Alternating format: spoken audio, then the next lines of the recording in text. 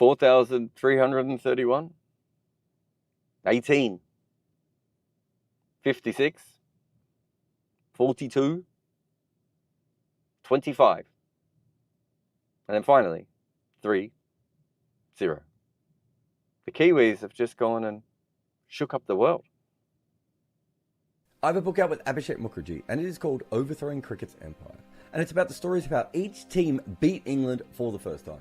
We go all the way back to the demon Fred Spofforth getting annoyed at W.G. Grace for acting a little bit like Alex Carey. And then we come all the way to present times with Rashid Khan's England's redemption. We cover every single team to beat England in a major international, but we also talk about the incredible stories, like the barefoot basher from Fiji that almost played for New Zealand. In fact, this book is full of tales like that, like how Pakistan lost a top batter after he was on the run from an angry husband of a movie star he was having an affair with, and also how one future captain of his nation realised he might have to go out and bat at Lords and that he didn't own his own pads.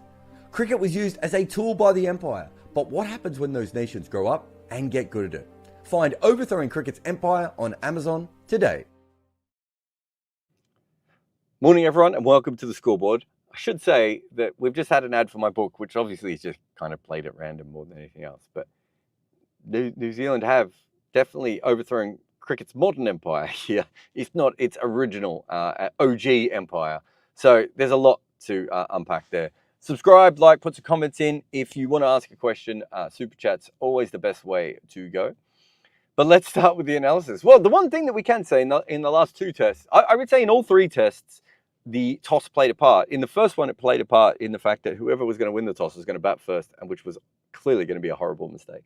But since then, it's played a small part as well. And you can see here that the pitch has gripped more all the way through.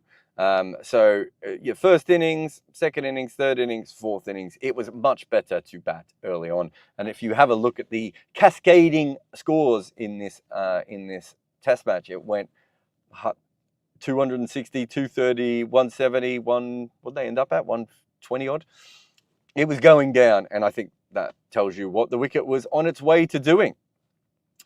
This is the average by bowling, and it was an interesting one. We were talking about this on TalkSport. I thought this was a lot of fun because essentially Glenn Phillips was bowling not to take wickets, but just so that not too much damage happened for him. And once India worked that out, they actually, for a little while, played him quite well. Then they started playing very badly, but that's later on. But the reason being is they realised what we realised, which is at one end, it was 14.8 runs per wicket, and at the other end, it was 29.2. There was definitely an end. And it's the second test match in a row we've seen this, where just one end is behaving very, very differently than the other one. Average by length for both teams, this was a wicket where you really wanted to bowl shorter. 5 to 6 meters. That's not like the ideal length for a spinner at all. So 5 to 6 meters at 10.6 there. You can see, weirdly enough, he says as he goes too far forward, if you did get a little bit shorter, absolutely nothing happened. So there was kind of this magic area between 4 and 6 meters. As I suppose some of that is fairly natural. This is a good length in general on any wicket, and it was spinning. But you probably don't always get that kind of domination from 5 to 6 meters as well. Ajaz Patel, you can see here that there's a little bit of scatter nature of this, isn't there? Some over the wicket, some around the wicket.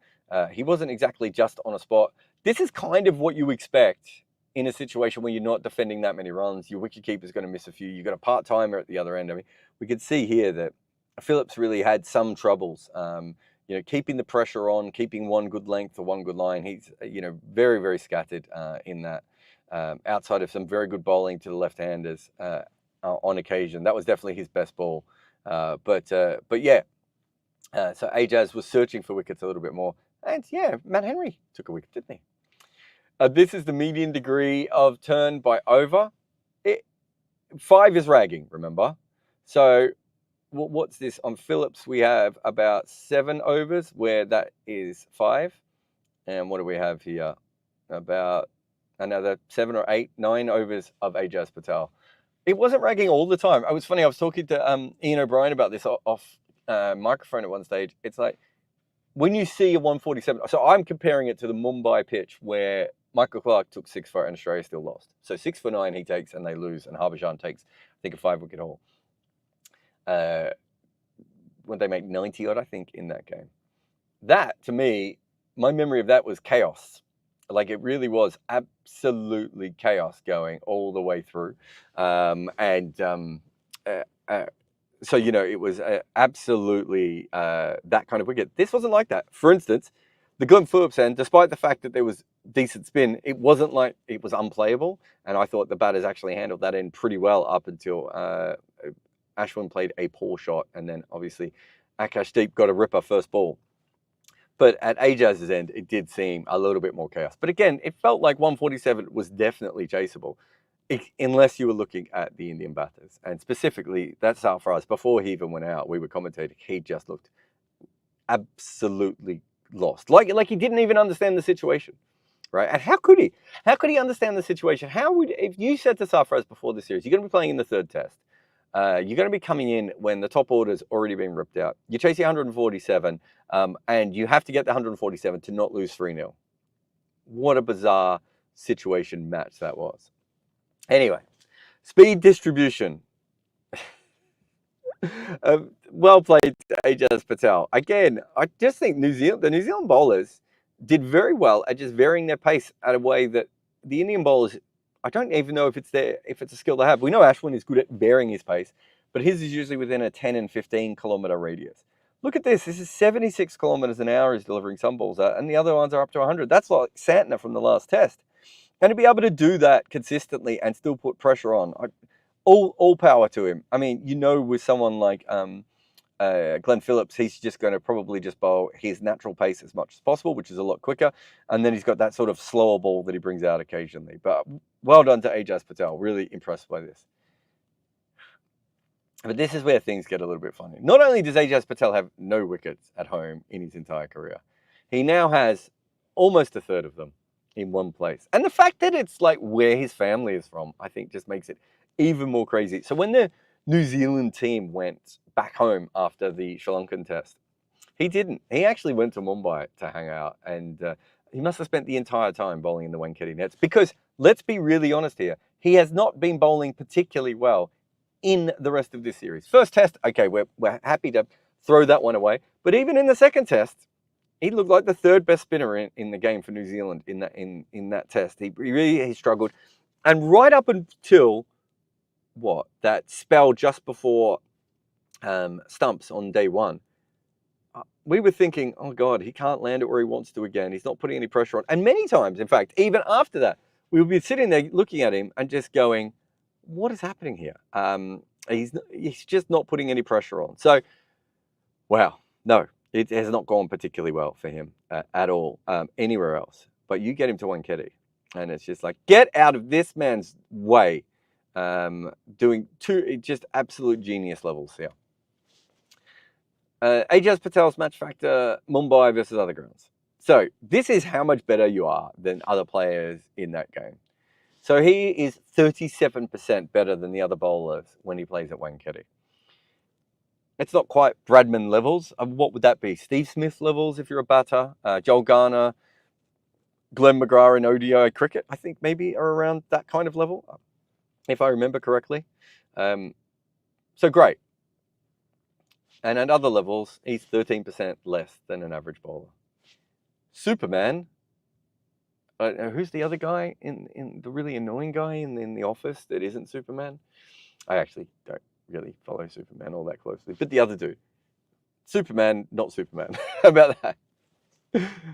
This is, I mean, I don't think there was as much interesting today from him. I think we saw some of the more interesting stuff probably happened earlier in the test match. But again, one thing I thought was interesting is look how short these balls are. This one is 8 meters, 7.5 and 7.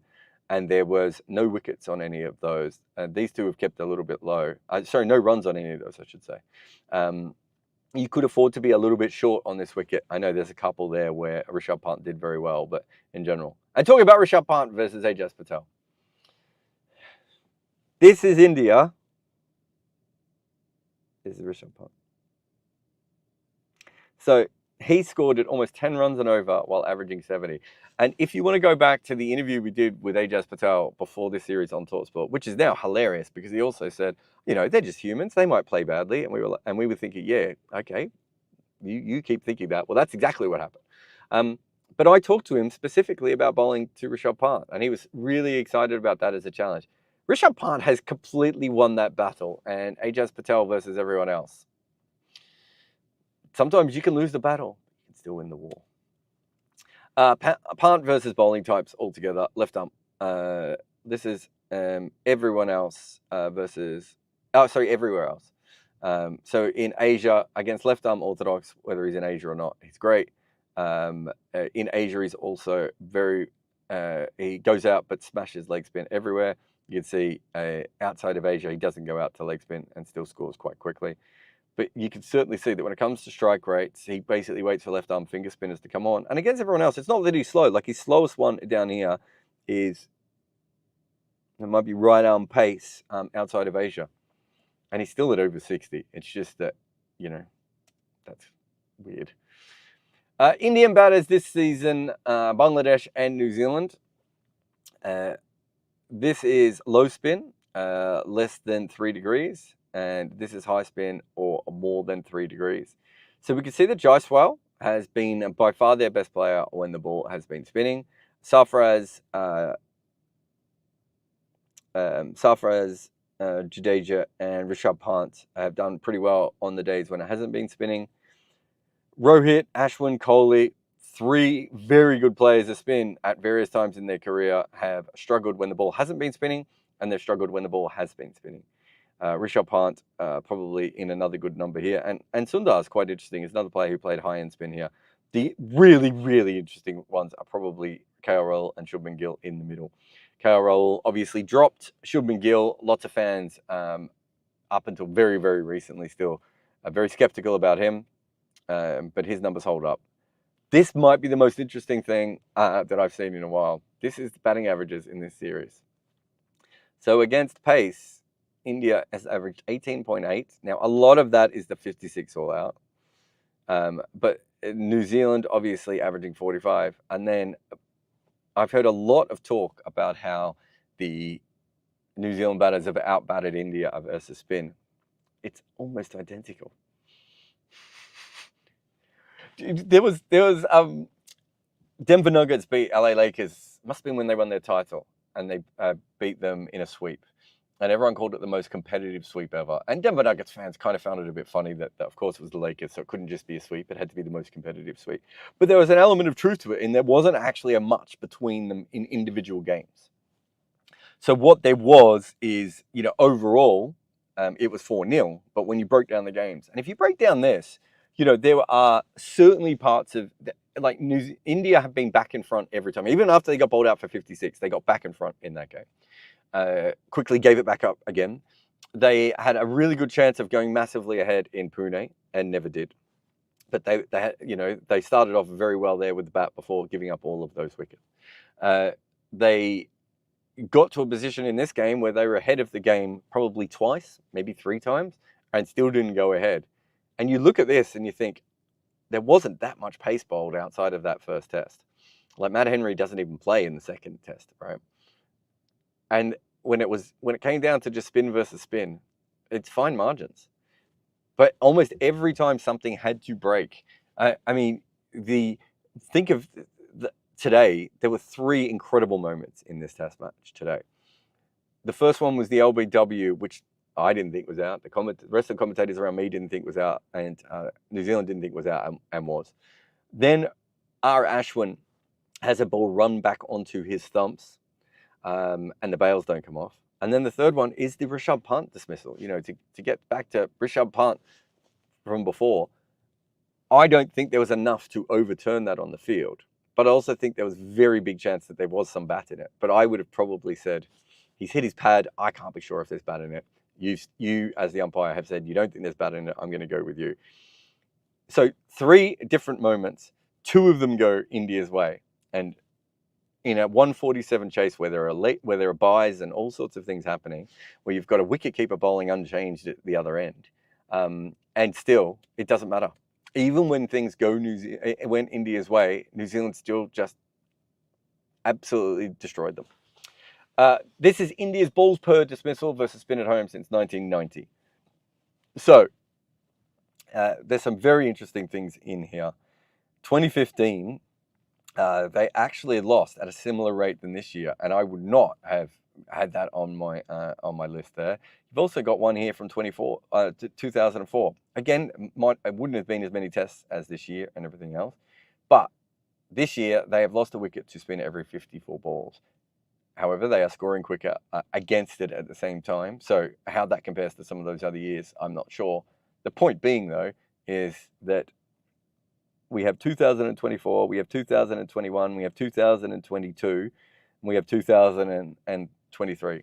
We did a video during the Bangladesh series about just how often the middle order and lower order were bailing them out. That did not happen this series. And that's it. I mean, what more analysis can I really give you on that?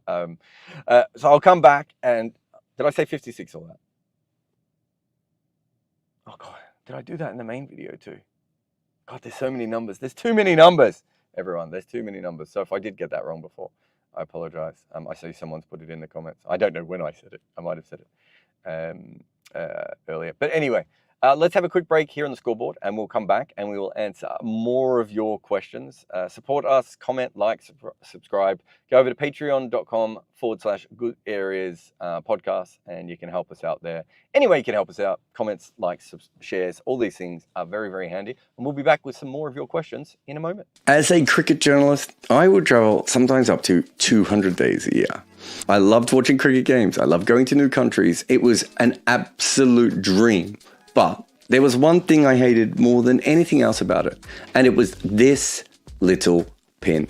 The thing that I need to change my SIM card in every new country. The absolute worst thing about this pin and SIM cards is when I was traveling to the West Indies, of having to arrive in every new island or country and having to work out if I could still find this pin, and then line up and get my SIM card in every single airport. Well, now we have the answer thanks to Sally. They can make it so you never have to worry about this nonsense ever again. They use an eSIM app that once you install once, it is easy, simple, and cheap. Oh, and it works in more than 160 countries. And you can throw these pins away forever, because now you just need to download the Sally app before your trip. And if you do it with our code, Good Areas, you get an exclusive 15% discount on Sally eSIM data plans. So before your next holiday or work trip, or anytime you have to travel to another country, download the Sally app and use the code Good Areas, or one word, at checkout, and you can travel like a pro with Sally.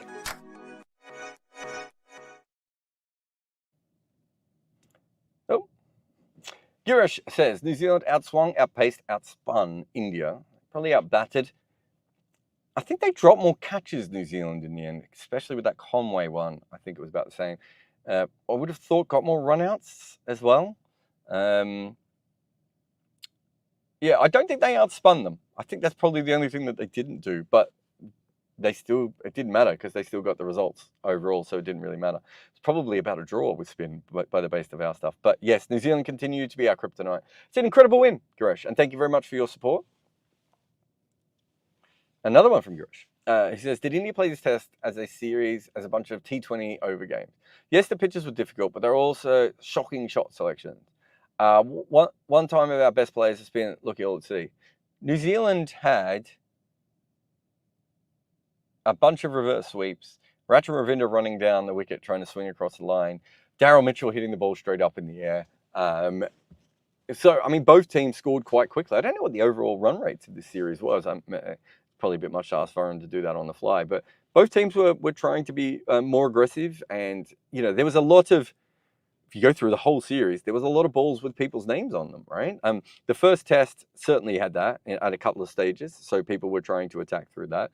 The second test was still a very fruity wicket, like there was a lot in it. And so, you know, I think I said at the time, it felt like every 30 or 40 runs, there was going to be a wicket almost automatically in that test match. So again, players were trying to attack and you know, go at it from that point of view.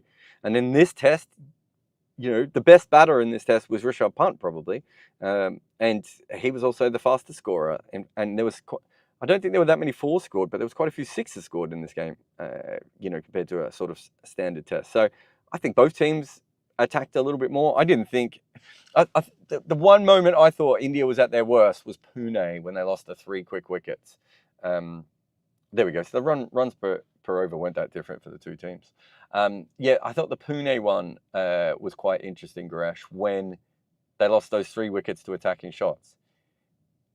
But when you actually break down those 3 balls, I think Rishabh Pant saw a part-timer ball, a short ball, and thought to himself, I'm going to whack this for 6, and it just skidded through. Maybe he went too all in, but it was a poor ball, and he was right to think it was a poor ball. It just didn't bounce and took his stumps. I think Virat just did a thing that we've seen occasionally happens to people. Very late on, they realize a poor ball has been bowled to them. They try and capitalize on it, but they make the decision too late and get themselves in a tangle. And Sarfaraz is clearly struggling for form. Sarfaraz, to me, does not look like he's in very good form at all. All these people saying, "Oh, he can't play the ball when it spins and everything." It's like that's not the issue that I'm having with Sarfaraz at the moment. I don't think he can play pace bowling. He just looks like he's not picking the ball up perfectly at the moment. Like all of his confidence and form has disappeared from his body. So, yeah, I don't think India have lost this because they have attacked recklessly. I think both teams have decided to score quicker in this series. Rupesh says, since everyone's attention is on Rohit and Kohli, I want to ask what the fuck is wrong with Siraj not getting wickets? Akash doesn't get any with the old ball. Bumrah's the only capable with the old ball. I think Siraj has lost about half a yard of pace. I think he bowled some good spells in this series. I don't think he was ever a liability in this series. So I don't think it was a time where I was like, sometimes you get those Siraj spells where you're just like, oh, God, this is not going to go very well for India. I just felt that he wasn't very incisive. He looks just a little bit slower at the moment. It'd be interesting to see how he goes with some of the Australian wickets. Obviously, the Kookaburra ball with the reinforced seam, and we've seen him get some exaggerated movement in Australia before. But if he's doing it 132 kilometres an hour compared to 138, that's my concern with Mohammad Siraj. Rahul says, Australia could prepare ranked turners of the Border Gavaskar Trophy and give themselves some much-needed practice against spin for the important Sri Lanka series. I like the idea of this. I think there was a meme going around today of Pat Cummins on the phone going, get out the fans. Or maybe they could play the games in Sydney, 2 tests in a row, Pakistan style. They probably won't do that, but yeah. Wouldn't that be hilarious? But no, they won't do that. Sanjeet says, I put $2 on New Zealand at 8 to 1. Sad now I didn't put more on. Well, Sanjeet, I had so many different bets on this. So I bet New Zealand at 8 to 1, 10 to 1, 12 to 1, and 15 to 1. All the way through. So they got to 15 to 1 not long after stumps, I think, yesterday. And I just couldn't stop putting money on them. Just because teams don't usually chase a lot in Mumbai, and India just didn't look like a team. It was very, very possible I was going to lose my money straight away because they were just going to come out and whack the ball everywhere. But when they started to lose, I think it was when whenever the partnership was it Rishabh and whoever, the third longest partnership in the innings, and they got back in front, and my huge profit had gone down to a small profit. I cashed out, but then I went back in again on before the Ashwin wicket. So I just felt that Ashwin and Sundar, one of them was going to go out at that stage. So I put a bet on him and got back in ahead. But well done to you. The odds were completely ridiculous. Thinking that India was 1.08 or 1.07 at some stages to make that chase overnight. Like, what are we kidding here? This was a broken team. 147, they still could have got there. I don't think, as I said before, it was one of those Mumbai wickets where you can't make any runs. If this test had lasted to the 4th day, maybe it would have been one of those wickets. But India just never looked confident, did they? You go back and you have a look at Rohit's early shots. Shubman Gill, I thought, was well suited to this wicket, and he's left one. Virat wasn't there for very, very, very long. But the minute you saw Sarfaraz come out, it just looked like it was going to be tough. The only thing that they didn't do was have the comedy run out, Sanjeet, and that's a shame. Julian says, perhaps the main problem India had was their top order batting. So fragile. Without knowing their domestic system, surely they have better top 4 players, especially though Rohit and Virat. Well, Jaiswal is perhaps the most... Jaiswal is the best young batting talent in the world, Julian. Shubman Gill averages about 70 in ODI cricket, and I think has averaged over 50 in Test cricket this year. Virat Kohli is one of the greatest batters of all time, albeit in a form slump. Rohit Sharma looked like when he came back to Test opening, he was incredible. Like, you think they have 4 better players than that in their domestic cricket? Look, their top order's been an issue for a while, so probably since they juiced up their wickets, and I've done hundreds of videos on this, Julian, if you want to go back and have a look at it. But I think the main problem is that their batters don't make any runs at home. And I think the first players we sort of saw have issues with this was probably like guys like Rahane and Pujara. You can maybe even throw KL Rahul in there, who in the old days, those sorts of players would probably have averaged 45, 50, 55 at home, which had given them a little bit more comfort when they travelled. And instead, when they travelled, it was a period where no one was making runs away from home because the wobble ball had taken over and everywhere else. So they had the ball ragging sideways at home, and they had it seaming everywhere when they went on the road. None of their players have all that much confidence. Even Shubman Gill, who I said has started to come into form. Jaiswal's probably the only one, and even he struggled when he went to South Africa, but I think he's still got that massive amount of confidence. But I would have said Sarfaraz had massive confidence before this as well. It's been an issue for a long time. They made a decision to try and make their wickets better for bowling, and that won them a lot of series in a row, and they have dominated in that period, and it's come unstuck in one series. It just happens to be against the most unlikely opposition who absolutely blitzed them. I mean, no one saw this coming, but everyone saw their batting being poor for a long period. Hamza says, why are we not talking about Virat Kohli's form? He averages only 33 odd in the last 5 years. And if we exclude 2023, and with some good root maths there, Hamza, he averages 17 sub. Why aren't we talking about it, Hamza? Well, it's been mentioned twice on this show already. I would say it's the most talked about cricket issue in the last 5 years of an individual player's form that I've ever seen. So I'm not really sure where you are paying attention to, Hamza, but everyone's talking about it. About to go to Australia. Traditionally, a very good place for him to bat. I was willing to say that he was a big chance of, I liked his form last year. I like the way he's been lining up this year. He's not making no runs, though. Anupam says, do we see the BCCI doing something PCB-esque? Oh, you never go to full PCB, do you? This continues in the next couple of tours. Is the relative stability there because they've been winning? I mean, you say relative stability. They forced out Kumble, who I thought was a good coach. They kind of forced out Virat Kohli as captain at times. Rahul Dravid, probably not. They wanted him to stick around. So yeah, I suppose it's been stable, but it's, it's not been the most stable. It's more been stable in a way that, I was going to say, perhaps like Australia has been stable, where you're winning enough, and every time everyone moans, then you win something and people forget about it a little bit.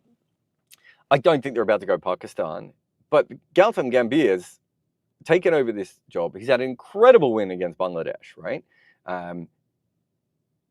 The fact that they went for that and they won that test match, just absolutely brilliant. And they came back also, on day one, they were in a bit of trouble. I know the rest of the series they weren't, but day one, they got themselves into a bit of a jam there, and they came back and they won it again.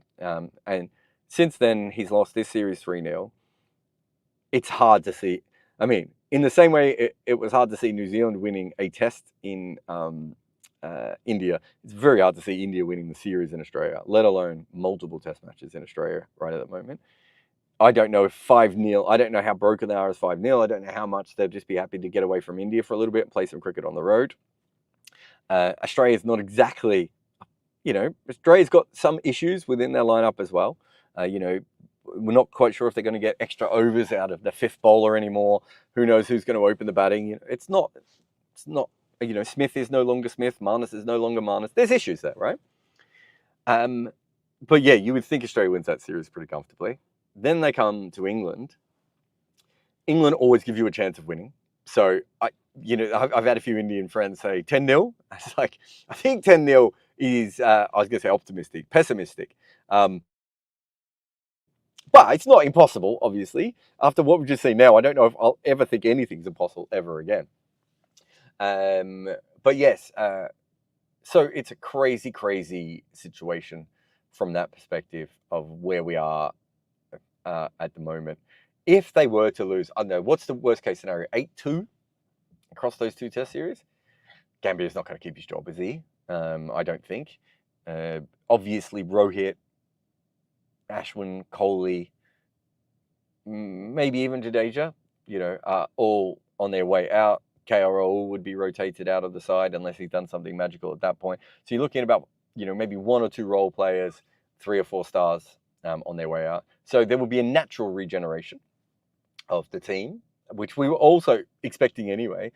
We just expected them to do it from more of a position of strength and not from a position of weakness.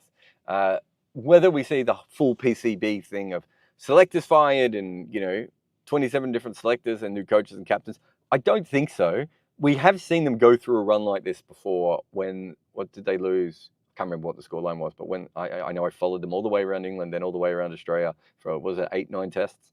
And that was pretty dire. So we have seen that before, but it wasn't from a team this good, although, it's getting harder to say a team this good based on the way they look right at the moment. Daniel says, what a game. I'm so proud of the boys. Yeah, look, this show, we started off with New Zealand, obviously, and we taught the team up and everything else. And then we did the analysis, and most of the questions have been about India. It's an incredible effort from, was it 14 players or whatever it was, who, this isn't the best New Zealand side we've seen come to Asia. They were going up against an Indian team that was, for all intents and purposes, for 4,000 days, unbeatable. They didn't have Kane Williamson. Matt Henry gets injured after the first game. Santner gets injured after the second game.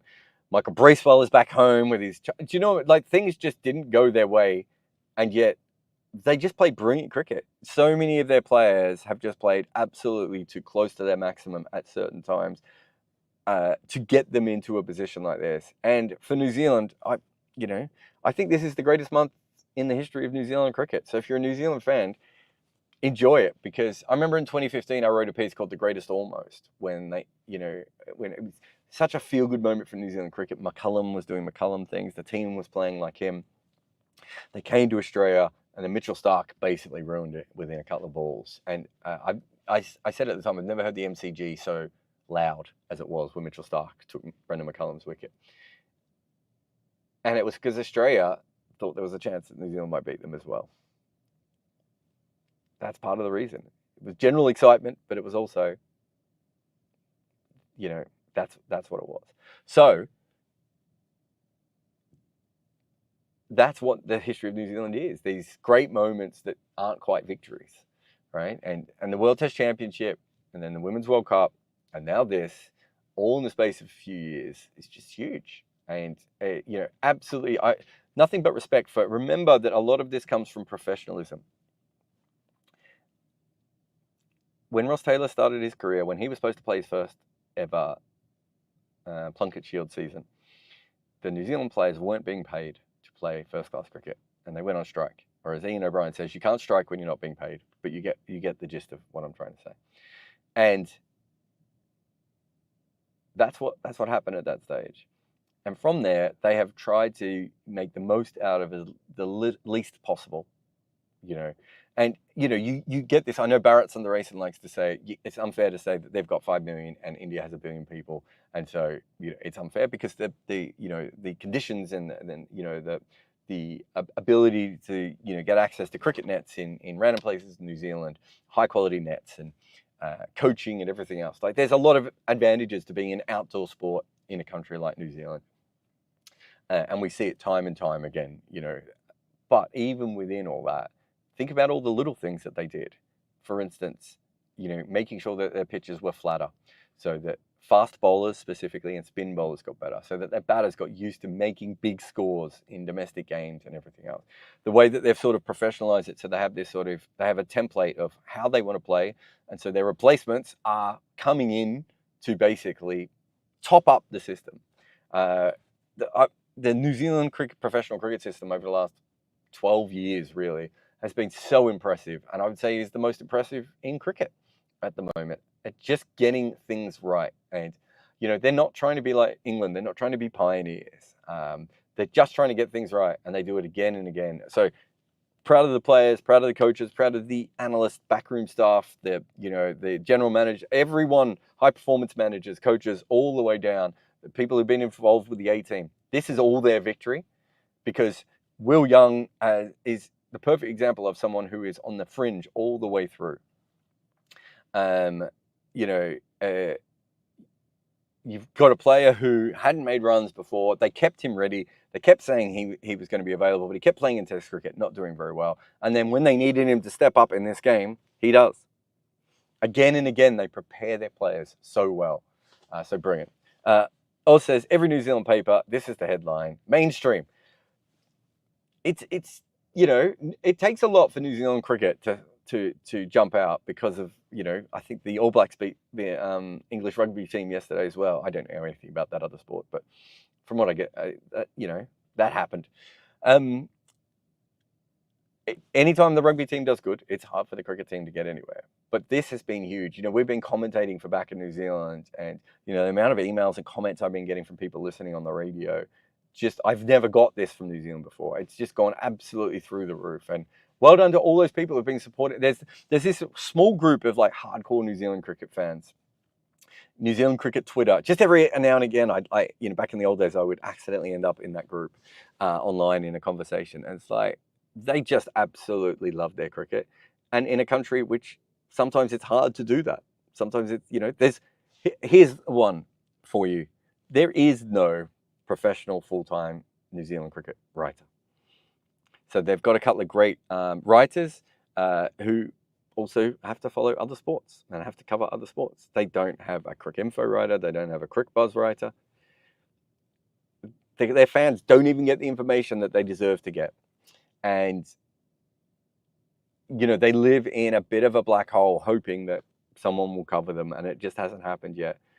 And they haven't always had with their sports radio stations, not always being able to cover things and away tours and all these sorts of things. They really, really have struggled to just follow their team. So all those people who have managed to do it through thick and thin, regardless of all that, this is your month. Arco says, can New Zealand make it to World Test Championship and have a Trans-Tasman final? Yes and yes. I think you'd have to go back to our video from a couple of days ago, Arco, but if they win all four, so now all three, they could definitely make it. And I think they go in ahead of South Africa if that is the case. But obviously, it is also possible that it will be New Zealand, South Africa as well. I think that's right. If India take a few wins out of Australia and then Sri Lanka do. But probably if New Zealand won all their games, I think Australia is the most likely to be the top-ranked side beside them at the moment. But either way, I would say that the most likely situation in World Test Championship is two Southern Hemisphere sides. That I can confirm. Hassan Ahmed says, England and now India, big three beaten is good for cricket. Yeah, I mean, Hassan, if you throw in the Women's World Cup as well, it's huge. I don't really support a side 100% anymore. I mean, I still like it when Australia win, but I've got friends who play in all sorts of teams all around the world now, and when Australia wins something, I still get that feeling, but I don't ride their losses or everything else all that much. I cover all cricket, and I just want cricket to be in the best place it can be. And coming into some of these World Test Championships and World Cups and everything, you look at it and you're just like, it's so hard to see past the big two or three sides, and that's men's and women's cricket of recent times. And then you have moments like this. I felt exactly the same when Pakistan went to #1 in the Test rankings, when New Zealand won the World Test Championship, when New Zealand won the Women's World Cup recently. Going back to when West Indies won 2 World Cups in a day, right? All these things, it does matter to our sport a lot. And there is a space race that is being won by England, India, and Australia, and the professionalism is getting to another level. But I still think there are plenty of things that those three countries aren't doing that smart countries can do to catch up with them. And I think New Zealand are definitely one of the smarter nations, and they've found a way to be successful without really copying any of the other three teams' method, right? This still felt like a New Zealand victory. Wickham says, New Zealand did 3-2 after 0-2 in Sri Lanka. India might do 5-0. I mean, based on that, yes. If you really want to go that far, India might do 10-0 across Australia and England. The fact that it's more than that, actually, Wickham. If you go back, New Zealand drew the series against Pakistan. So they didn't win a test in Pakistan, which, to be fair, even with Pakistan's recent form, still seems fairly easy. They didn't win a test against New Zealand, against Sri Lanka, and then they beat India 3-0. So yeah, anything is possible. But also, what I said before is that was 1,000 to 1. It's not quite 1,000 to 1 for India to win 5-0 on Border Gavaskar. I wonder what it would be, because they wouldn't be starting as favourites in any of those games, would they? So let's say they started at about 240. Yeah, it's very unlikely. It's 50 to 1, 100 to 1, something like that. Oh, we've already done the runs. Maybe that was supposed to be a goodbye from Byron. If that is a goodbye, I'd just like to say thank you to everyone for supporting us. It's something that we love doing, these scoreboards. It's not easy. We have to pull the team together. It's one of the reasons that we moved over to a channel on its own, so it could have its own space and everything else, along with all the podcasts. But just a huge thanks to all of you for supporting us and for liking and commenting and subscribing and sharing the content and everything else. We will be back for the scoreboard. Will come back for the Border Gavaskar Trophy. I might be doing a project with TalkSport as well, so there might be a couple of projects sort of running concurrently, but I would say we will do scoreboard for every day of that.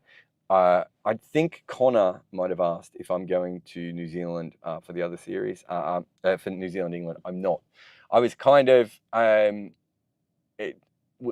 gave me a bunch of this work.